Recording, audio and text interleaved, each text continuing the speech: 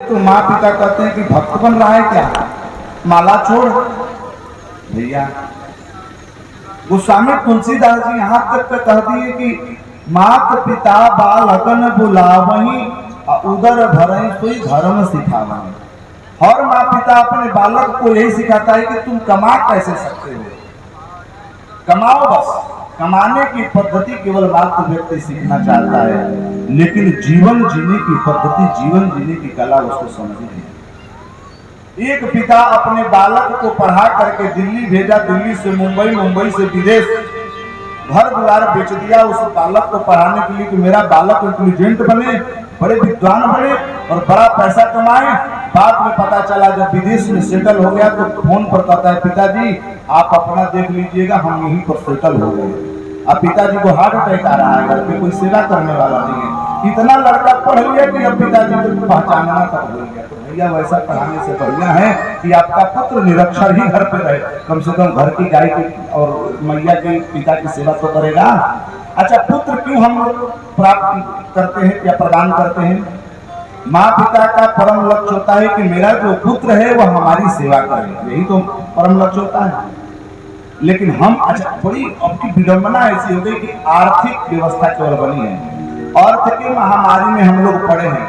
पत्नी भी चाहती है कि पैसा कमाए, पति भी चाहता है पैसा कमाए, लेकिन उनसे पूछा जाए कि किस सुख के लिए पैसा कमाए? पैसा का परम लक्ष्य क्या है कि हम सुखी हों, हम शांति से रहें, यही ना? तो सुख का लक्षण क्या है? सुख का लक्षण परिवार है। सुख का लक्षण परिवार ही नहीं जी, कि एक जगह पर परिवार रहे तो सुखी, उसी को कहते हैं कि घर परिवार सुखी है। अब पत्नी भी हो गई डॉक्टर और पति भी हो गया इंजीनियर, इंजीनियर गया दिल्ली, पत्नी गई मुंबई डॉक्टरी। अब बताइए कि पैसा तो दोनों 1-1 लाख रुपए कमा रहे हैं, उस पैसा का सुख किसको मिल रहा है? घर में माँ पिता जो रुदन कर रहे हैं, एक का पैर टूट गया मैया के टाइल से छटकते हैं।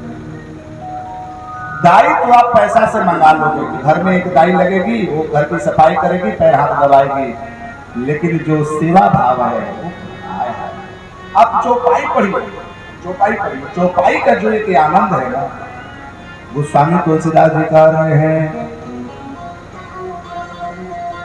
कर चार पदार्थ कर तल जाके। उस पुत्र के हाथ में चारों पदार्थ करतल ताके, उसके चारों पदार्थ तो हाथ में आ जाते हैं। किसके हाथ में?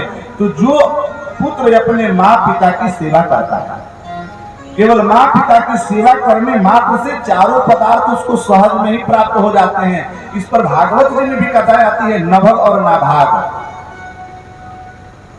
नभग और नाभाग के एक जो पुत्र थे नाभाग जी महाराज, वो केवल पिताजी की सेवा करते थे। ऐसी भगवान की कृपा हुई कि उनको संपूर्ण वैभव मिल गया। घर वाले भाई परिवार को छोड़ा कर भगा दिए थे। पिता और माँ की सेवा करने से संपूर्ण जीवन की वैभवता प्राप्त हो जाती है। श्रवण कुमार को कौन नहीं जानता है जी? श्रवण कुमार को जानते हैं ना आप लोग, जो अपने माँ पिता को कंधे पर लेकर के चतुर्थ धाम दर्शन करा रहे थे। भले उनके जीवन में कठिनाइयां आई, लेकिन इतिहास आज उनका वर्णन करता है, इतिहास आज उनको स्मरण करता है। किसके भाव से? माँ पिता की सेवा के भाव से। इसीलिए सब कुछ करिए, चाहे कितना आप कमाने वाले हो जाए, कितना वैभवशाली है, लेकिन माँ पिता को कभी मत छोड़िए। हम यही चाहते हैं। आजकल वृद्ध आश्रम बन रहे भैया, मैं किसी की निंदा नहीं कर रहा हूँ, लेकिन हमसे कोई पूछे कि वृद्ध आश्रम में आप सेवा करेंगे, मैं वृद्धाश्रम के संस्थापक को भैया दंडवत प्रणाम करूंगा कि भैया धन्य है आपके ऐसे वृद्धाश्रम। मैं वृद्धाश्रम के बिल्कुल खिलाफ हूँ। अब पूछिए काहे जी? मैया बाबू मिल के 5 को लड़का के पाल पोस दे रहे हैं, 5 को मिल करके मैया बाबू का पोषण नहीं हो रहा है, वृद्धाश्रम में भेज रहे हो। काहे जी? तो हम तो मुंबई में रहते हैं, दिल्ली पटना में रहते हैं, तो घर पे कोई रहता नहीं, तब तुम माँ को सोचता हूँ कि वृद्धाश्रम अच्छा। जिस दिन मध्य रात्रि में माँ का तबीयत खराब था, उसको निद्रा नहीं आ रही थी, और तुम उनके गोद में कहाँ करके रुदन कर देते थे, माँ की निद्रा उद्घटित हो जाती थी। कितना कष्ट से पालन किया। घर में रहने के लिए व्यवस्था नहीं थी, एक कमरे में 4 लड़कों का पालन पोषण किया।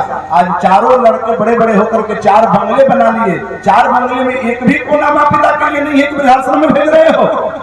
डूब के मर जाना चाहिए। मैं तो सोचता हूँ कि वृद्धाश्रम यदि मैं संस्थापक रहता तो मैं जो व्यक्ति आ रहे हों उनको डंडा निकाल के पहले कमरे में बंद करके मार ठाए ठाए पीटता। अरे मूर्ख, तुम्हारी माँ मैंने क्या हो गई और तुम्हारे पिता में क्या हो गया कि तू वृद्धाश्रम में भेज रहा है? सेवा करना है तो गौ की सेवा करिए, गौशाला बनाइए, वृद्धशाला नहीं। यही विडंबना हम वृद्धशाला बना देते हैं। मैया भी सोचते कि बढ़िया रही पतोहियों से भी हम दूर रह, बुढ़िया लोग भी सोचते हैं कि वृद्धाश्रम में ठीक रहे। भैया कहीं भी जाएंगे दुख छोड़ने वाला नहीं है, यहाँ बहू आपको परेशान करेगी। मैं ऐसे ऐसे व्यक्तियों को जानता हूँ कि जो जहाँ गया है वहीं पर उसका उपद्रव प्रारंभ हो गया है। घर में है तो बहू परेशान, बाहर गए तो उनके दोस्त मिल गए, उनसे भी परेशानी। ये हो फलाना आई भी हमारे को बड़ी परेशान करती है, वहां भी परेशानी है। बनेपि दोषाः प्रभवन्तरागिणः गृहे स्थितं पंचेन्द्रियैः निग्रहश्च। मैं तो नहीं कह रहा हूं, शास्त्र कह रहा है कि वन में चले जाने से आपको लगेगा कि मैं खुशी खुशी रहने लगूंगा, तो ऐसा नहीं है। वन में भी परेशानी हो जाएगी। इसलिए उत्तम पक्ष है कि अपने घर में ही रह करके दुख सुख में समभाव होकर के जीवन जीना चाहिए। यदि पतोह मिल गई का रक्षा तो सास को चाहिए कि भगवान की बड़ी कृपा है कि पतोह का रक्षा दे दी, अब भजन बढ़िया से होगा। पतोह यदि बढ़िया दे देते भगवान तो तेले मालिश में समय गुजार देती, भगवान का भजन करने का अवसर नहीं मिलता। अब बढ़िया है कि ना हमसे बोलेगी ना मैं उससे बोलूंगी, सबसे बढ़िया रहेगा राम राम करो। अच्छा, एक और बड़ी विडंबना हमारे घर परिवार की, सास सोचती है कि बहू खराब मिल गई, अब बहू सोचती है कि सास खराब मिल गई। अब वही बहुआ जब सास बनती है फिर टेंशन में पड़ जाती है कि हमारी बहुआ खराब मिल गई। अब लीजिए, एक सीरियल चलता था, कभी सास भी बहू थी, आप सुने होंगे। तो सास कहती बहू खराब, बहू कहती सास खराब। ये बढ़ता चल जाता है, कोई खराब नहीं होता। एक व्यक्ति गांव में हमें मिले, बोले कि फलाना बहुत बढ़िया आदमी है। और दूसरे व्यक्ति हमारे सामने बैठे थे, बोले किसको आप बोले? तो फलाना बहुत बढ़िया आदमी। ना भगवान, तो सबसे खराब आदमी है। अब लीजिए, एक व्यक्ति के लिए वही व्यक्ति उत्तम माना जा रहा है और एक व्यक्ति के लिए वही व्यक्ति सबसे घटिया माना जा रहा है। कारण क्या है जी? अदमिया में दोष है? नहीं, भाव में दोष आ गया। हमारे अनुकूल हैं तो बढ़िया है, हमारे प्रतिकूल हो गए तो खराब है। अब मैं अपने जीवन के अनुभव बताऊं, बड़े बढ़िया लोग, एक प्रशंसक हमारे मिले, पंडित जी आप तो बड़ा बढ़िया आदमी। मैं दूसरी की बात बताऊं, एक व्यक्ति मिले, फलाना बहुत बढ़िया आदमी, मत पूछिए, उदार भाव, बहुत सुंदर, मत कहिए, अब आनंद आ गया। शाम को मिले, मैंने कहा कि बढ़िया आप प्रशंसक हैं कि? बोले कि किसका? मैंने बोला कि आप फलाना का नाम ले रहे थे। बोले कि ना भगनी, सबसे बेकार आदमी। हम कभी कैसे? बोले कि आज सुबह में, हमने कहा कि सुबह में तो आप उसकी प्रशंसा कर रहे थे। ए महाराज चुप रही, आज दोपहरिया में 1000 रुपया घट गया, मंगनी है देवे ना कि लगा घटिया कहता। इसका मतलब कि हमारे अनुकूल कार्यक्रम होगा तो बढ़िया है, हमारे प्रतिकूल होगा तो घटिया है। इसीलिए आप जीवन में देखिए, आप कल्पना भी कर लीजिए, जीवन भर यदि किसी व्यक्ति को खुश करने में लग जाएं तो किसी व्यक्ति को आप प्रसन्न नहीं कर सकते। गोतिये में भी देख लीजिए, घर परिवारों में देख लीजिए, 10 गो परिवार हैं तो 9 गो को खुश कर सकते हैं, 1 गो नाराज हो जाएगा। एक गो के खुश करने के चक्कर में फिर अगला एक नाराज हो जाएगा। ब्याह करके देखिए अपने घर में सब प्रसन्न हो जाएंगे, लेकिन एक व्यक्ति मुंह फुला के बोलिए हम खा ही नहीं, काहे भाई हम ना कुछ भी ना खिलावा लीजिए। आप कुछ भी दिए तो क्या था, हमारे जो रहिए ना मिले, सब कुछ हो गया, सब कुछ ठीक है, एक रसगुल्ला घट गया तुम्हारी, रसगुल्ला का हमारे को न मिला। हम ऐसे देखे हैं लोगों को। गांव में गाड़ी गाने के लिए मैया लोग आती है, नदी गाड़ी समझते हैं, गाड़ी आती है, छत पर बैठ करके खूब इधर तिलक रहता है, उधर पूरा सरवा ससुरा सब करती हैं। तो उन लोगों के लिए ठोंगा जाता है, ठोंगा में मिठाई दिया जाता है। तो सभी लोग अपना गाड़ी गा रही थी और उसी में से एगो गांव की थी, मुंह फुला के बैठ गई कोना में। सब लोगों को ठोंगा मिला, उनको मिला ही नहीं। और भर दिन भर रात परेशान थे नारी, हम एगो ठोंगा न मिला। अरे बाप रे बाप, भर रात गाड़ी गई, ठोंगा मिला नहीं, नाराज हो गई। एक तो और नाराज हो गई, क्या करे, समोसा मिलल है, एगो कोकलेट की क्या चलता है, नमकीन देखें, रसगुल्ला उसगुल्ला चला, कोकनेट खत्म हो गया। बोले कि क्या करे, कोकनेट हमारा मिला गोतिहार खत्म। ये भगवान, इसका मतलब कि कोई किसी से सुखी नहीं है, कोई किसी से दुखी नहीं, कोई किसी का प्रिय नहीं है। आत्मनः प्रतिकूला में। अच्छा, धर्म का लक्षण सुनिए, धर्म का लक्षण क्या है? आत्मनः प्रतिकूलानि न परेशान समाचरे। अपना अनुकूल सुख है और अपना प्रतिकूल दुख है। अच्छा देखिए कि उल्लू अगर दिन में दिखाई देता है, जो उल्लू समझते हैं, उल्लू को दिन में कभी दिखाई नहीं देता है, तो क्या कहता है, भगवान हमारे साथ बड़ा अन्याय किए हैं, ये सूर्य को होना ही नहीं चाहिए था, ये दिन में कुछ हमें दिखाई नहीं देता है, रात में खूब जगता है, झाल बजाता है, बढ़िया बढ़िया सब कुछ दिखाई देता है, और दिन में उसको दिखाई देता नहीं, और रात में कौआ जितने होते हैं सब लोग टेंशन में पड़ जाते हैं, अरे आई हो दादा हमने खाते विपद पड़ गई, कुछ लोग थे निकले। तो हर व्यक्ति के लिए भगवान एक चीज को अनुकूलता देते हैं तो एक चीज के लिए प्रतिकूलता बन जाती है, ऑटोमेटिक। जैसे देखिए किसान चाहता है कि बारिश हो जाती, भगवान की कृपा हो जाती, फसल हो जाता है खूब आनंद के साथ, प्रार्थना दिन रात करता है बारिश तो हो जाए, बारिश तो हो जाए। यहीं पर आयोजक जो टेंट पंडाल लगाए हैं, अभी बूंदाबांदी हो जाए तब कितना परेशानी होगी, कल्पना कीजिए।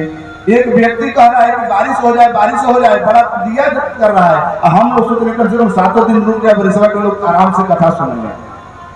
इसका मतलब कि आपको चाहने से अनुकूलता नहीं होगी, आपके चाहने से प्रतिकूलता नहीं होगी। कहने का मतलब कि जीवन में अनुकूलता आए अथवा प्रतिकूलता आए, आप सब में समभाव होकर के अपने जीवन को जीते रहिए। हर देश में रहें, हर भेष में रहें, राधा रमण राधा रमण राधा रमण। बोलिए भक्त वत्सल भगवान की। एक छोटी सी और कथा सुना तो फिर आगे कहता हूँ। एक सज्जन पहुंच गए कहाँ जी, तो समुद्र के किनारे गंगा सागर में नहाने, लोटा लेके पहुंचे थे समुद्र के किनारे। सुबह में बैठे बैठे शाम हो गया, एक व्यक्ति पहुंचा, बोले कि सुबह से देखा हूँ आप यहीं बैठे हैं, इसलिए जी? बोले कि हम घर से चले हैं समुद्र में स्नान करने के लिए, तो नहाते क्यों नहीं हो? तो मैं सोच रहा हूँ कि जो समुद्र का लहर चल रहा है ना, तो थोड़ा लहरवा शांत हो जाए तो डुबकी लगा के निकल जाए। तो आप बताइए कभी समुद्र के लहर शांत हुई थी नहीं? समुद्र का लहर आएगा फिर जाएगा, फिर आएगा जाएगा। डुबकी लगाने के लिए सोचेंगे कि समुद्र का लहर शांत हो तो डुबकी लगाओ, तो अभी कभी हो ही नहीं सकता। इसका मतलब कि उसी लहर में आपको डुबकी लगानी पड़ेगी। मतलब हम सोचेंगे कि मान सोचेंगे, अच्छा देखिए भगवान की कृपा है कि इन्होंने कभी सोचा ही नहीं कि भाई करोड़पति बनने के लिए कथा कर रहा हूँ, मेरे घर में नौकरी लग जाए तो कथा नहीं, भगवान ने दिया तो कथा। अच्छा ये कितने लोग सोचते रहते हैं कि नतिया होगी ना तो बस भजन करना है, कुछ काम नहीं रहेगा, नाती हो गई अब फिर क्या करते, कब भजन करो तो क्या करे, नतिया का बिया हो जितनी तो टेंशन खत्म, भजन करते। अब बताइए कभी काम से छुटकारा मिलेगा जी? इसका मतलब कि प्रतिकूल स्थितियां भी आएगी, अनुकूल स्थितियां भी आएगी, उसी में बस माला लेकर के राम राम करते रहना है। बोलिए भक्त वत्सल भगवान की जय। मैया पार्वती से शंकर जी कह रहे हैं कि नारद साप दीन है एक बारा, नारद साप दीन है एक बार,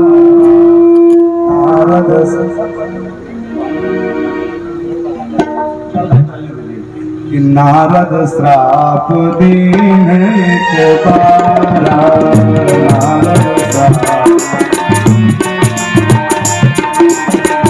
नारद श्राप दीन एक बारा, नारद श्राप दीन एक बारा, कल कोई करते ही लगी अवतारा, कल कोई लगी